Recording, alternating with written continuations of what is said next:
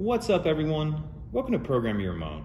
Today we're going to be changing a license plate light on a Chevy Equinox. This is a 2020 here, but it will be the same on several different years. So in order to do this, I'm going to use this plastic trim tool. If you don't have one of these available, you can just use a flathead screwdriver. So what we want to do is open the hatch and then let it come up about halfway, and then I just kind of use my body to stop it. And then you'll see we have a license plate light here and here, and it'll be the same procedure to change either one. So I'll go ahead and take a look at this one, and you just get under the edge of it and it'll just come right out like that. It comes out pretty easy. So then once you have it out, if you just need to change the bulb, you'll take this part and go about a quarter of a turn like that, and it'll come out, and then the bulb will pull out of here and you can replace it. If you, for any reason, need to change this whole assembly, you'll press this little gray button right there, and then it'll unplug like that.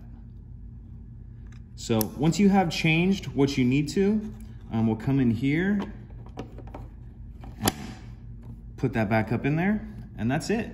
Pretty simple. If you have any questions, please let me know. If you could take a second to like and subscribe, it helps us out, and I'd appreciate it. Thank you.